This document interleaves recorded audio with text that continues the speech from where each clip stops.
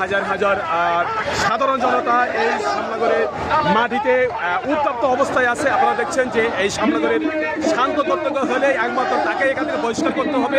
তাকে বহিষ্কার করা ছাড়া এখানে এই শ্যামনগর আর শান্ত হবে না। আপনারা দেখছেন যে শ্যামনগরকে এক গাজী নজরুল তিনি উত্তপ্ত করছে। উত্তপ্ত রণক্ষেত্র পরিণত হতে পারে যে কোনো মুহূর্তে।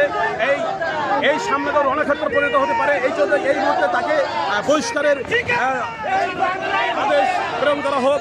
এটা শ্যামনগর বাসীর প্রাণের দাবি। তার মতো ভণ্ড ব্যবসায়ীকে এই শ্যামনগর মাটি থেকে উদ্ধার করতে হবে। তা না হলে এই শ্যামনগর এই যে উত্তপ্ত অবস্থায় আছে এটা চলতেই থাকবে। আপনারা দেখছেন যে এখানে প্রশাসন কিন্তু এখানে তাদের ডিউটি পালন করতেছে এবং সেই সাথে হাজার হাজার শ্যামনগর সাধারণ জনতা শিশু থেকে বৃদ্ধ তারা কিন্তু মাঠে নেমে পড়েছে। নারী পুরুষ উভয় তাদের প্রাণের দাবি যে এই ভণ্ড ব্যবসায়ী এই ধর্ম ব্যবসায়ীকে এই শ্যামনগর মাটি থেকে আজীবনের জন্য উৎখাত করতে চায় এবং সেই সাথে শ্যামনগরের এই মাটি এখন বর্তমান উত্তপ্ত অবস্থায় আছে। তাকে এই মুহূর্তে যদি বহিষ্কার করা না হয় তাহলে আগামী দিনের জন্য খুব ভয়াবহ পরিণত হতে পারে।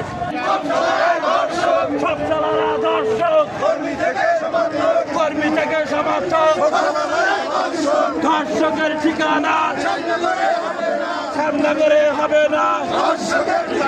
ধর্ষকের ঠিকানা শ্যামনগরে হবে না। শ্যামনগর মাটি যদি এই মুহূর্তে যদি শান্ত করতে চান তাহলে তাকে বহিষ্কার করা বিকল্প আর কিছু নাই। তো এর আগে হয়তো সাধারণ জনগণ হয়তো এর আগে হয়তো শক্ত অবস্থায় যেতে পারে। তার আগে তাকে অবসান করা খুবই জরুরি। একটা ঢাকার একটা হোটেলে মগবাজার একটা হোটেলে ধরা পড়েছে। একবার বলছে আমার স্ত্রী, আরেকবার বলছে আমাকে মাফ করে দেন, আমি প্রথমবার এসেছি আর আসবো না। আপনারা দেখেছেন এই দর্শকের মেল ফিমেল ধরা পড়েছে মগবাজার একটা হোটেলে।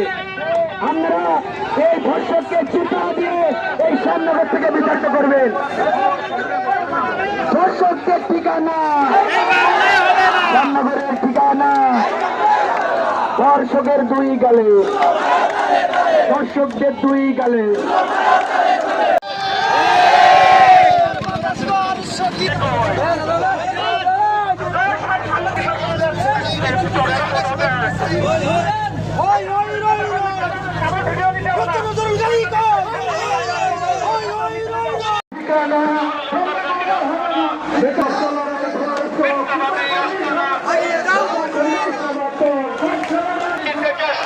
শ্যামনগরের যুবদল আয়োজিত আজকে এই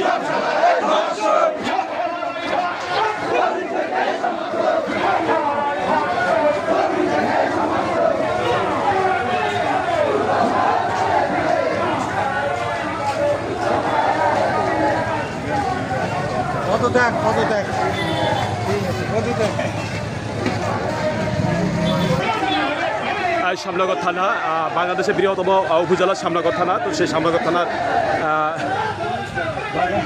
সংসদ সদস্য ছিলেন গাজী নজরুল ইসলাম। তিনি দাবি করেন তিনি বীর মুক্তিযোদ্ধা। তো আমরা কখনো তাকে মুক্তিযোদ্ধা হিসেবে ইয়ে করতে দেখি নাই। তো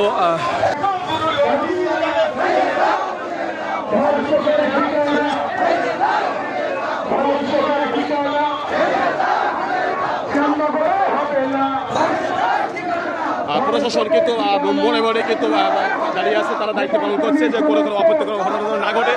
তো প্রশাসন এখানে উপস্থিত আছে। আপনারা জানেন যে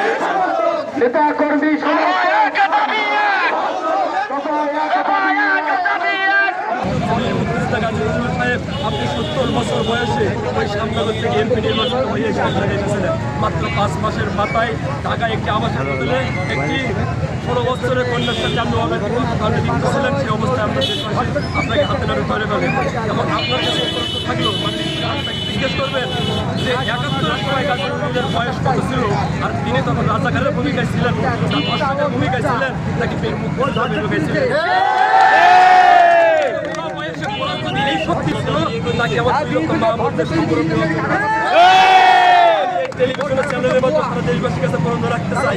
এরকম জঘন্যতম করার পরেও আগামী দিনে সরকারের এমনি দায়িত্ব পালন করবেন কিনা একজন আজ তার সামনগর কেটে পড়েছে বৃহত্তম সামনগর উপজেলার মুখের দিকে তাকিয়ে মাননীয় প্রধানমন্ত্রী জনাব তারেক রহমান, আপনার কাছে আকুল আবেদন, মাননীয় স্পিকার আপনার কাছে আকুল আবেদন, এই কুলাঙ্গারকে আপনারা সংসদে বসতে দেবেন না। নামের পিছনে ইসলাম লিখে আজ আমি তার ছেলের বয়সী মতো, তিনি আমার দাদুর বয়সের মতো হতে পারে, তিনি নামের পিছনে ইসলাম লিখে সামনগর জামাত ইসলামকে কলঙ্কিত করেছে। নামের পিছনে বীর মুক্তিযোদ্ধা লিখে ৭১-এর আমার সেই ৩০ লক্ষ শহীদদের রক্তকে তিনি অসম্মান করেছেন। তিনি নামের পিছনে যে বীর মুক্তিযোদ্ধা নিয়ে উনি ভাতা খান, এই ভাতাটা পুনরায় বন্ধ করা যাবে। অনতিবিলম্বে গাজী নজরুল যেন পদত্যাগপত্র জমা দিয়ে সামনগরবাসীর কাছে দু হাত ধরে আবার ক্ষমা চায়।